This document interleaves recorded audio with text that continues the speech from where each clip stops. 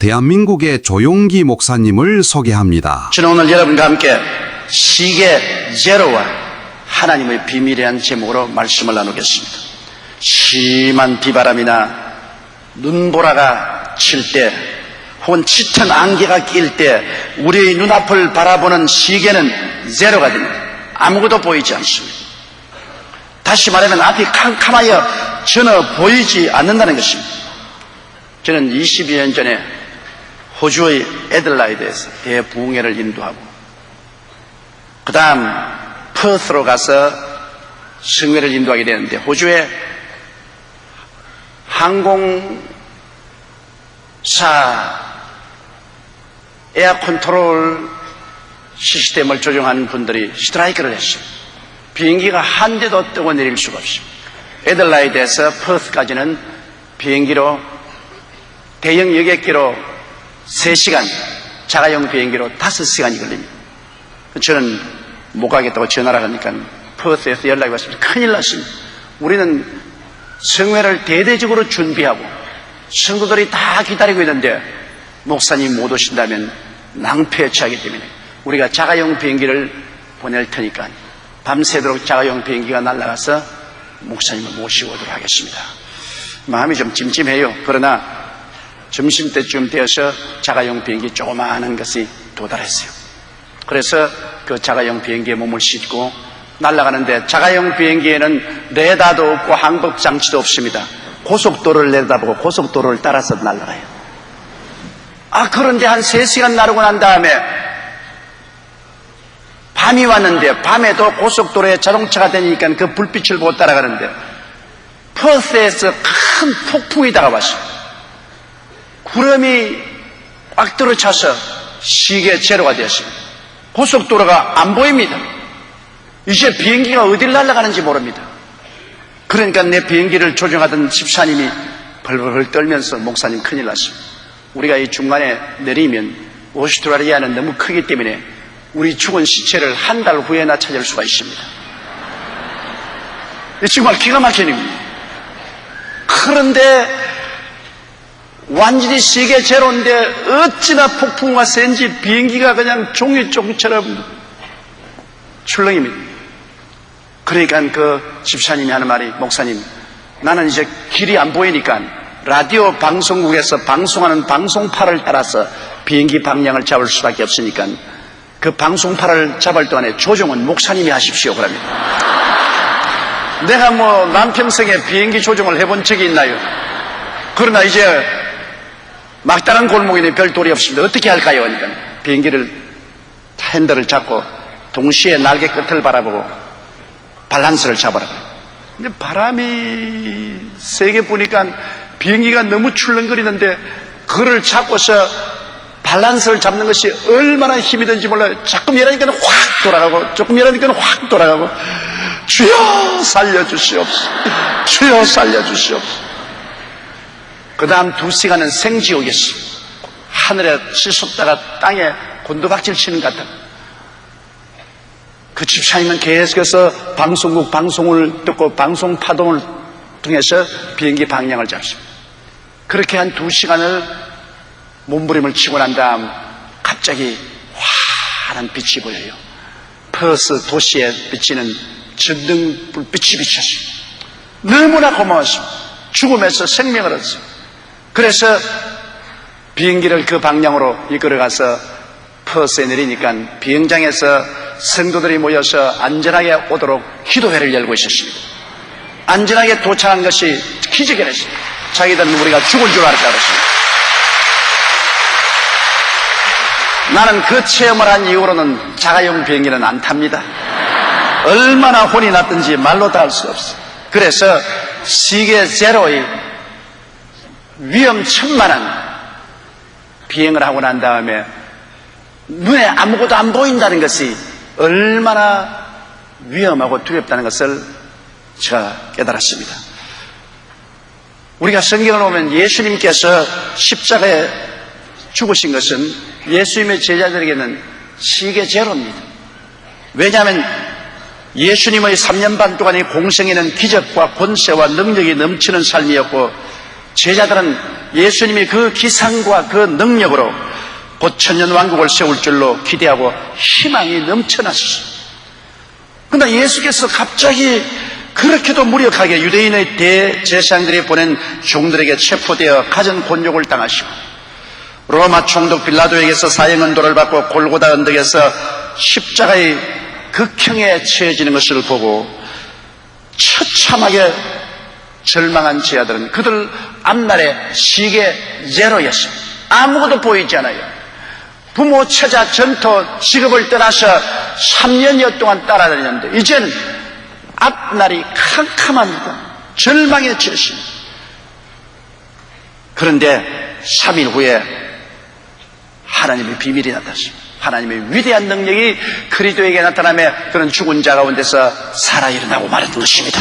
골로새서 2장 15절에 정사와 권세를 벗어버려 밝히 드러내시고 십자가로 승리하셨다고 하셨고 고린도전서 15장 3절로 4절에 이는 성경대로 그리스도께서 우리 죄를 위하여 죽으시고 장사는 되었다가 성경대로 사흘 만에 다시 살아났다고 말했습니다.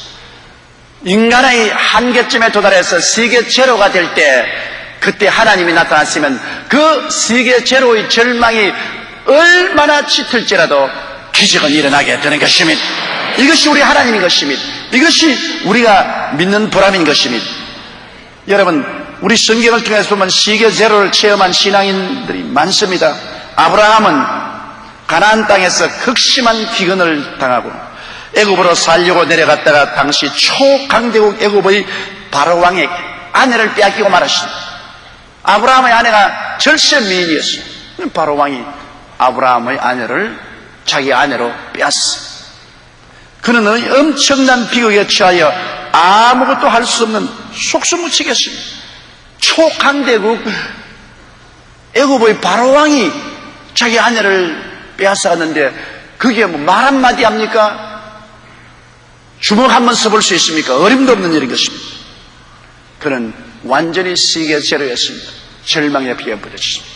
오직 하나님께 부르짖을 수밖에 없습니다. 그런데 그런 때도 하나님의 큰 비밀이 나타나셨습니다.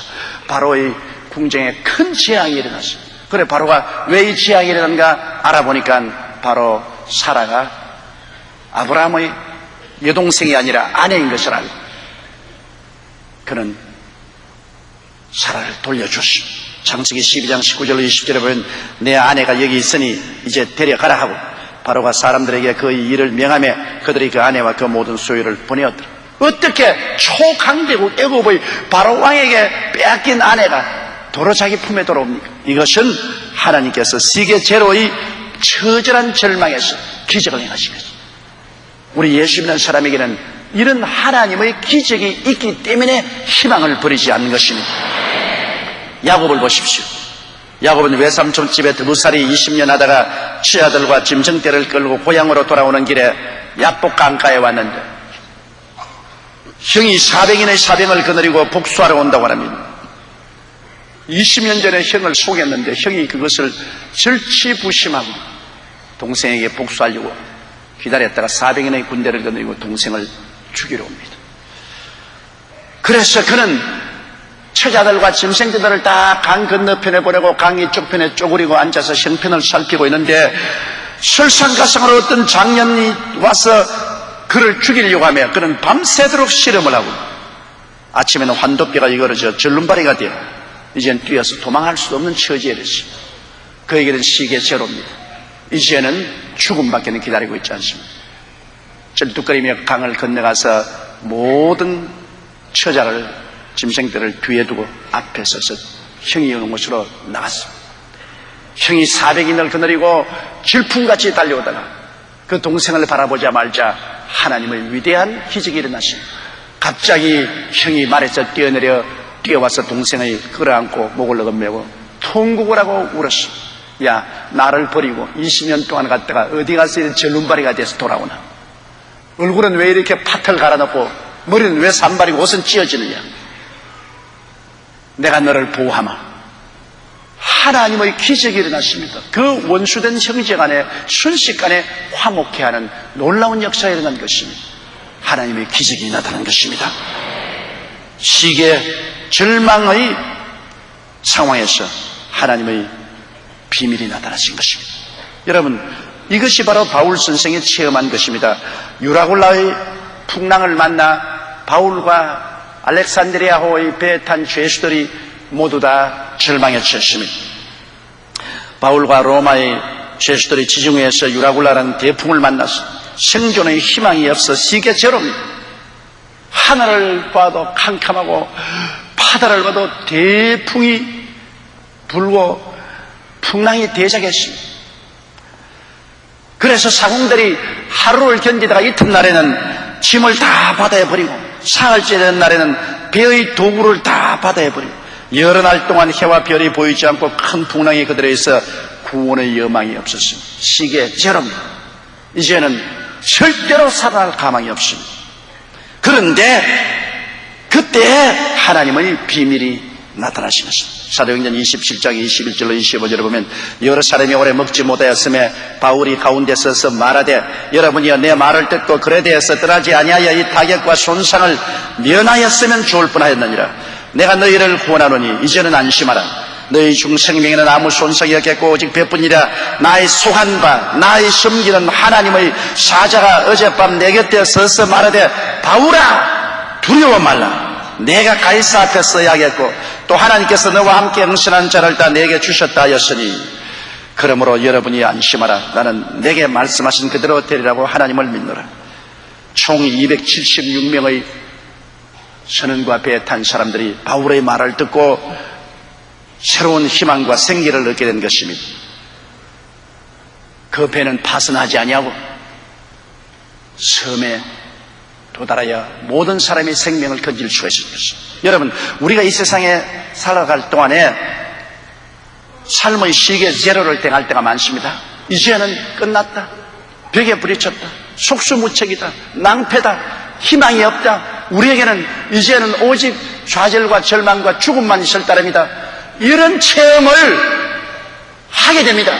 우리가 살아가는 동안에 크고 작은 시계 제로의 체험이 있습니다. 안개가 가득 끼어서 전혀 나아갈 길이 보이지 않습니다. 이러한 체험을 하게 될 때 우리는 어떻게 해야 될까요? 예수님에게는 부활의 기적이 일어났고 아브라함에게는 아내를 도로 받는 기적이 일어났고 야곱에게는 형과 화해하는 기적이 일어났고 바울의 행선 알렉산드리아호에서는 천사가 찾아와서 구조받을 것을 보여주셨습니다. 그런데 우리는 어떻게 할까요? 여러분, 우리 시계 제로의 체험을 할 때 어떻게 해야 될까요? 주저앉아 울고만 있을까요? 가슴을 칠까요? 그렇지 않으면 한강철교에 가서 뛰어내릴까요? 고층 앞바다에서 뛰어내릴까요? 어떻게 해야 됩니까? 우리는 그럴 때 첫째로 하나님만 바라봐야 됩니다. 다른 데 바라볼 데가 없어요. 여러분, 하나님 이외에 시계 제로가 되는데 어디에 무엇이 보입니까? 하나님께서 노아 홍수 때 노아에게 방주를 만들 때 창문을 위에다가 내라 그랬습니다.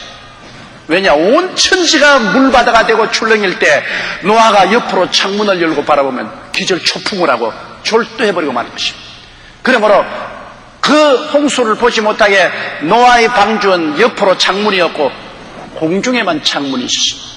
공중을 열고 있으니 해가 뜨고 해가 지더라도 노아의 눈에 보이는 것은 하늘밖에 보이지 않았습니다. 하나님 보좌밖에 보이지 않습니다. 사실은 홍수 동안에 노아는 홍수를 한 번도 구경 못했습니다. 하나님이 홍수를 보지 못하게 했습니다. 하늘로만 창문을 내고 하나님만 바라보고 항해하랬습니다. 여러분, 우리가 인생의 풍랑을 당할 때 인생의 풍랑을 바라보고 아이고 저기도 풍랑 오네, 저기도 파도 오네, 저기도 바람 부네 졸도하고 맙니다. 우리는 위기를 당했을 때 하늘을 쳐다보고 하나님께만 의지하면 되는 것입니다. 창조주시여, 우주의 지배자시여, 역사의 주관자시여, 인생의 생사화복을 주관하시는 하나님을 바라봐야 됩니다. 시편 103편 15절로 19절에 인생은 그날의 풀과 같으며 그 영화가 들의 꽃과 같도다.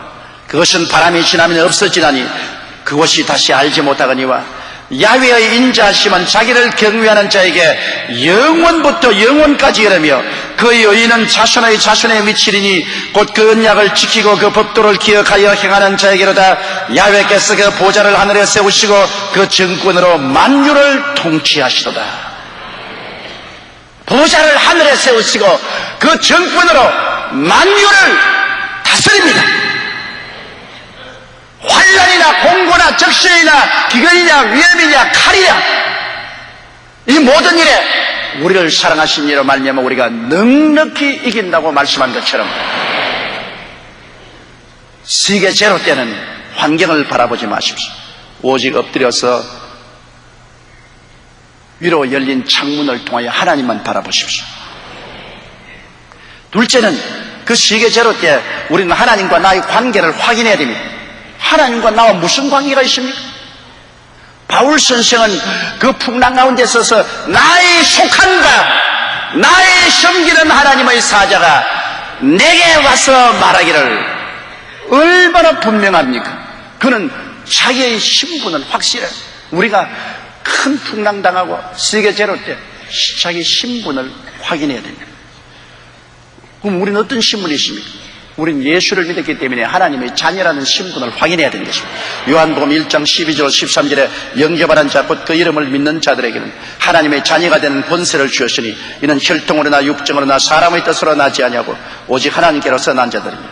우리가 하나님의 자녀면 하나님이 자기 자녀가 세계 재료의 위기에 빠져서 절망하는 것을 내버려 두겠습니까? 여러분의 자식이면 그 자녀가 시험과 환난에 빠져서 좌절과 절망에 처하면 부모가 할 수 있는 발버둥을 치지 않겠습니까? 나는 어릴 때 원족을 갔는데 내 사촌 동생이 그 외할머니하고 같이 갔습니다. 그런데 사촌 동생이 잘못해서 물에 빠졌습니다. 물에서 막 움직이는데 그 외할머니는 나이가 60이 넘어서 헤엄이라고는 하나도 칠 줄 모르는 그 외할머니가 그 외손주를 건지겠다고 그 물에 뛰어들어갔어. 외손주하고 둘이 안고 물에 솟았다가 빠졌다가 솟았다가 빠졌다가 나중에 선생님들이 오셔서 뛰어들어가서 건져내지 않으시면 둘이 다 죽었을 것입니다. 그런데 헤엄을 칠 줄 모르면서도 외손주가 물에 빠져서 우적이니까 그 외할머니가 그 물에 뛰어들어가더라고요. 왜? 사랑하기 때문에. 하나님이 세상을 이처럼 사랑하사 독생자를 주셨으니 누구든지 저를 믿으면 멸망하지 않고 영생을 얻으려는데 그 사랑하는 자녀가 되었는데 여러분이 세계 재료의 위기에 처할 때 하나님이 난 몰라. 너 마음대로 고생해. 그러면 우리 하나님이 아니시죠. 그러므로 위기에 처할 때 여러분은 하나님이 우리 친아버지라는 것을 확인해야만 되는 것입니다. 하나님이 내 아버지면 나를 내버려 둘 리가 만무한 것입니다. 그리고 여러분은 베드로전서 2장 9절처럼 오직 너희는 택하신 족속이요 왕같은 제사장이요 거룩한 나라요 그의 소유된 백성이라는 것을 잊지 말아요. 왜? 그의 소유된 백성입니다. 하나님은 여러분을 소유하고 있어요. 여러분의 소유물이 도적 만날 때 찾지 않겠어요? 하나님은 여러분을 소유하고 계십니다. 그 값도 어마어마하게 지불했습니다. 그 아들을 아끼지 않고 쉬어서 그 몸을 찢고 피를 흘려서 여러분을 값주고 소유했습니다. 그 소유물이 여러분 낭패를 당하는데 하나님께서 그래 너 등 내몰라라 나는 가만히 있을게 그렇게 하겠습니까? 마귀와 세상에 와서 소유물을 빼앗아가는데 하나님이 발짱 끼고 구경하고 있겠습니까? 그러지 않습니다. 그러므로 여러분은 위기를 처할 때 하나님의 소유물이 된 것을 확인해야 되는 것입니다. 그리고 여러분이 세계 제로 때는 하나님의 기르시는 양이라는 것을 알아야 됩니다. 하나님은 여러분의 목자요 여러분은 하나님의 기르시는 양이라는 것을 알아야 됩니다. 여러분 목자가 양을 버리는 거 보았습니까? 목자가 양을 버려놓으면 사자가 이리가 와서 산산이 찧어버리죠. 진실한 목자는 목숨을 바치고라도 양을 떠나지 않습니다. 요한복음 10장 11절로 15절에 나는 선한 목자라. 선한 목자는 양들을 위하여 목숨을 버리거니와. 삭구는 목자도 아니요 양도 재앙이 아니라 이리가 오는 것을 보면 양을 버리고 달아나니 이리가 양을 늑탈하고 또 해치느니라. 달아나는 것은 제가 삭군인 까닭에 양을 돌아보지 아니함이나 나는 선한 목자라. 내가 양을 알고 양도 나를 아는 것이 아버지께서 나를 아시고 내가 아버지를 아는 것 같으니 나는 양을 위하여 목숨을 버리노라. 어마어마한 말씀입니다. 삭구는 양을 버리고 달아나나 진실한 목자는 양을 위해서 목숨을 버리는데 예수님께서는 그 양 대신 우리들을 위해서 목숨을 버린다고 하시고 진짜로 십자가에서 목숨을 버려서 우리를 죄에서 세속과 마귀에서 슬픔과 질병에서 저주와 가난에서 영원한 사망과 음부에서 건져내어 주신 것입니다. 삭군이 아닌 목자가 우리 하나님이십니다. 우리는 거의 기르시는 양인데 하나님이 모른 체 하겠습니까? 삭군인 것 때문에 우리 버리고 달아난 삭군이 아닌 목자인 아버지와 아들 예수께서 우리 버리시겠습니까? 그러므로 하나님과 우리의 관계를 어둡고 캄캄할 때 확실히 마음속에 알아야 됩니다. 나의 속한 바, 나의 섬기는 하나님이라고 바울이 말한 것처럼 내가 어디에 속했냐? 나는 하나님의 자녀요. 나는 하나님의 소유물이요. 나는 하나님의 기르는 양이요. 나의 속한 바. 이걸 확인하지 않으면 여러분은 위기에 처할 때 건져냄을 받을 수가 없는 것입니다. 그리고는 여러분이 셋째로 하나님을 옳게 섬기지 못한 죄를 회개해야 됩니다. 우리가 어려움을 당할 때는 회개해야 됩니다. 자관 어떻게 되었든 우리가 고난에 취하게 될 때는 회개하는 것이 제일 좋습니다. 하나님을 올바르게 섬기지 못했어요. 바울은 나의 속한 바 나의 섬기는 하나님. 바울은 올바르게 섬기는데 우리는 하나님을 올바르게 섬기지 못한 죄가 너무나 많습니다. 그러므로 우리의 마음속에 죄책을 다 통회하고 자복하고 믿고 순종하는 생활로 돌아와야 한다는 것입니다. 요한일서 1장 9절에 만일 우리가 우리 죄를 자백하면 저는 미쁘시고 이로우사 우리 죄를 사시며 모든 불의에서 우리를 깨끗게 하실 것이라고 말했습니다. 우리가 목을 곧게 하면 하나님이 우리를 버리시게 되는 것입니다. 그러므로 우리가 세계 제로일 때는 엎드려서 통회하고 자복해야 되는 것입니다. 그리고 넷째로 우리는 하나님의 도우심을 간구해야 되는 것입니다. 에레미야서 33장 3절에 너희는 내게 부르시라 내가 내게 응답하겠고 크고 비밀한 일을 내게 보이리라. 이것이 우리의 소망입니다. 우리의 눈에는 아무 증거 안 보이고 귀에는 아무 소리 안 들리고 손에는 잡히는 것 없고 앞길이 캄캄한데 하나님은 거기에서 우리가 나아갈 해답의 크고 비밀한 길을 갖고 있는 것입니다. 하나님은 비밀을 갖고 있습니다. 이스라엘 백성이 홍해수에 막히고 애국 군대에 둘러싸였을 때 절망 세계 제로였을 때도 하나님은 홍해수를 갈라놓고 그 밑에 대로를 구축해 놓은 크고 비밀한 일을 가지고 있었습니다. 오늘날 또 하나님은 여러분을 위해서 크고 비밀한 일을 가지고 있습니다. 여러분이 좌절과 절망에 처했을 때 주님께 부르시면 놀랬지 하시고서 주님이 나갈 길을 열어주시오. 여러분 얼마나 놀랐습니까? 나는 한번 꿈을 꾸었는데 꿈에 엘리베이터에 갇혔어요. 꿈에 엘리베이터에 갇혀가 굉장히 고층건물인데 올라갔다 내려갔다 올라갔다 내려갔다 아무래도 엘리베이터에 나갈 수가 없어요. 이제는 죽었구나 생각했습니다. 그런데 내 마음속에 하나님의 음성이 들어왔습니다. 내가 문이니 주여 주님께서 나의 문이시면 주님을 통해서 나가겠습니다. 그러니까 예수님을 통해서 싹 밖으로 나왔어요. 돌아보니 엘리베이터 혼자서 오락내리락. 나는 예수님을 통해서 나와버렸습니다. 예수님이 크고 비밀한 문이었습니다. 여러분, 그러므로 이 크고 비밀한 일을 가지고 계시는 하나님께 우리가 부르짖어 기도해야 돼요. 우리 정선미 집사님 간증을 들어보면 10살 된 아들의 뇌출혈을 하나님 고쳐주셨는데요. 아이가 주일날 교회에서 친구들과 놀다가 세멘트 바닥에 머리를 부딪혀 토하고 의식을 잃었어요. 넘어져서 머리를 부딪혀 토하고 의식을 잃으면 뇌출혈입니다. 응급실로 식구가 CT 촬영한 거야 머리에 뼈에 금이 갔고 뇌출혈이라는 진단이 나왔어요. 더 큰 문제는 피가 머리 밖으로 나오지 않고 머릿속에 계속 피가 고이기 시작하여 아이는 그냥 너무 고통스러워서 엄마 살려달라고 부르셨어요. 주일이라 담당 의사가 없어 수술도 못하고 아이는 어찌하는지 정신을 잃지 않으려고 애를 쓰는 것을 보고 정말 시계제로였습니다. 캄캄했어요. 이제 이 자식이 잃지 않겠느냐. 그런데 아이는 머리에 부딪혀 사고 났기 때문에 아무도 기억 못해요.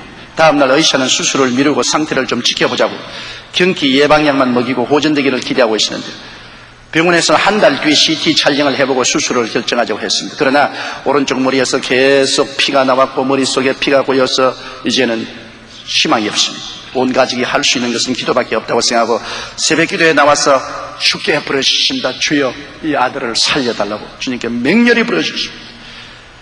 그런데 그 약복강 새벽 기도할 때인데 마지막 날 정집사님이 비몽사몽간에 기도하는데 입에서 도마뱀이 한 마리 탁 튀어나오는 환상을 보았어요. 아, 귀신이 나왔구나. 100% 하나님이 들어주신 확신을 가지고 수요일날 제게 데리고 왔어요. 그래서 제가 간절히 안수하고 기도를 해줬습니다. 그런데 다음날 이제 병원에 데려가는데 얼마나 마음이 조바심이 납니까? 뇌 속에 피가 그대로 고여 있으면 뇌 수술을 해야 되니 어린 아기를 뇌를 수술하다니 얼마나 힘듭니까? 그래서 식구들은 밖에서 떨고 있는데 CT 촬영실로 들어가서 촬영을 마치고 기다리고 있을 때 담당 의사가 떨리는 목소리로 엄지손가락만한 크기로 피가 고였던 피가 온데간데 없이 사라지고 말았다. 순식간에 온 가족들의 가슴에 덮쳐있던 세계제로의 안개구름이 확 비치고 영광과 소망의 광채가 넘쳐나게 된 것입니다. 크고 비밀한 일을 하나님이 나타내 주신 것입니다. 이러므로 여러분, 우리가 하나님 앞에 간절히 부르시어 기도해야 됩니다. 어려울 때는 부르셔야 돼요. 그러면 하나님은 빛을 우리에게 가져올 수 있는 것입니다. 그리고 마지막으로는 우리가 구원을 선언해야 됩니다.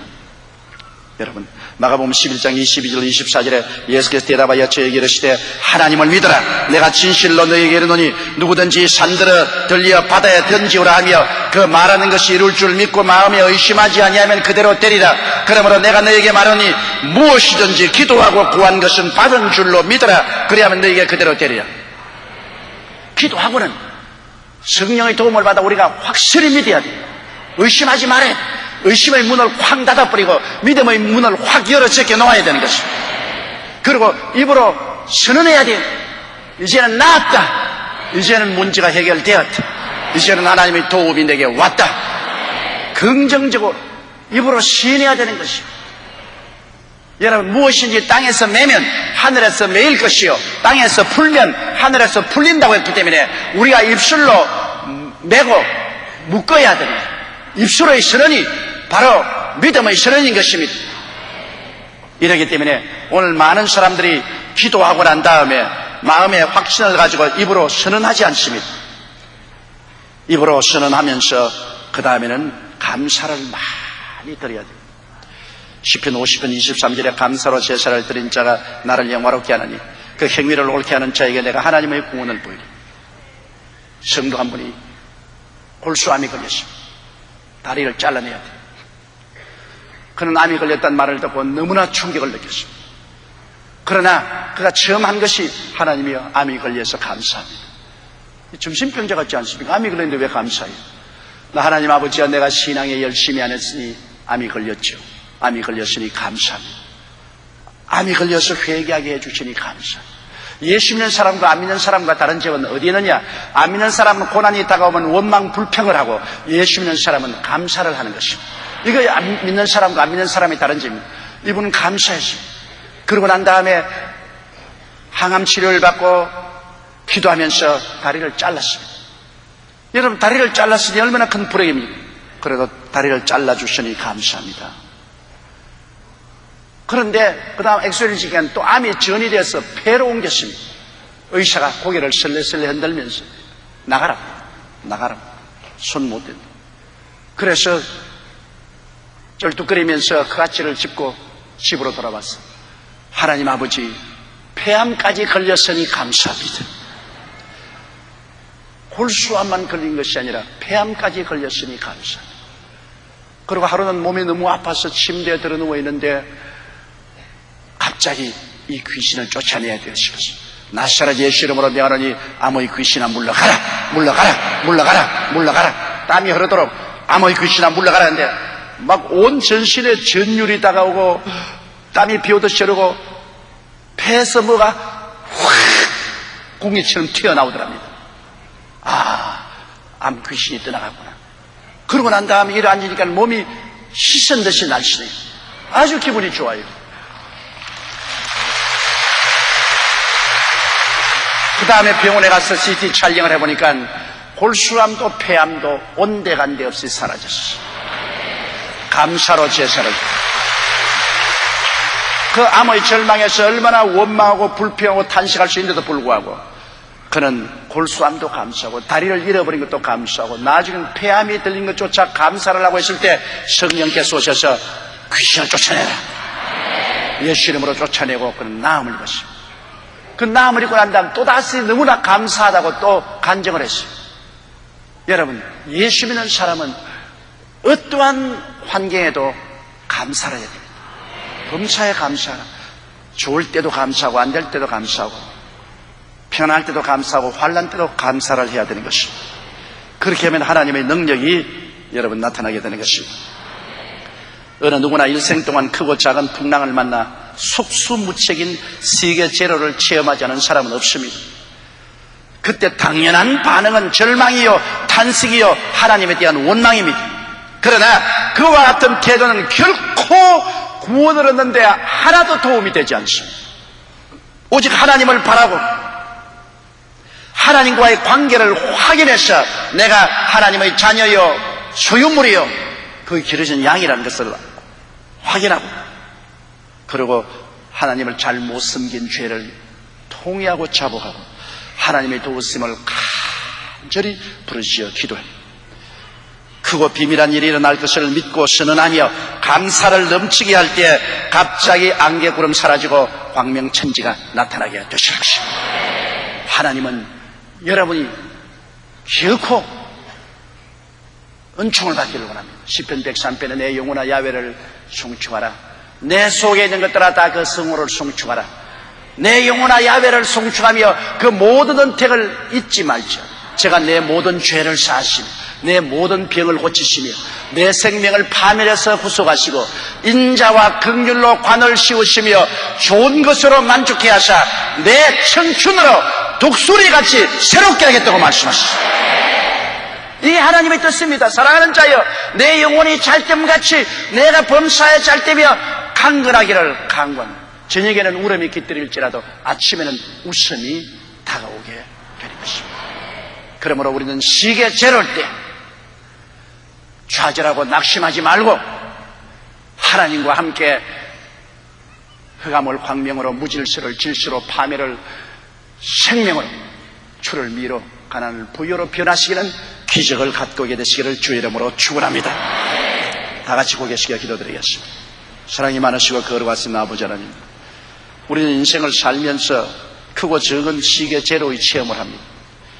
가슴이 쓰리고 눈물이 비 오듯이 흐르고 동서남북을 바라봐도 구원할 자 없으며 속수무책으로 절망에 처할 때가 많습니다. 아버지, 그럴 때도 하나님은 보좌에 계시며 만물을 통치하고 계십니다. 그럴지라도 우리는 하나님을 바라보고 우리가 하나님께 소속한 자녀요 소유물이요 기르신 양이라는 것을 확인하고 잘못 숨긴 죄를 회개하고 하나님의 도움을 간구하여 크고 비밀한 것이 일어날 것을 믿고 기대하고 아버지 하나님 어두운 가운데서 노래를 부르고 찬양하고 감사하고 하나님 앞에 기다리는 우리들이 되게 도와주시옵소서. 결코 어둠은 광명으로 무질서는 질서로 변화되고 말 것입니다. 결코 눈물이 변하여 기쁨이 될 것을 확실히 알고 있습니다. 아버지, 이를 위해서 우리 성도들이 낙심하지 말게 하여 주시옵소서. 예수님 이름으로 기도드리옵나이다. 아멘. 할렐루야. 아멘. 목사님 감사합니다. 구독과 좋아요는 제작하는 데 힘이 됩니다. 감사합니다.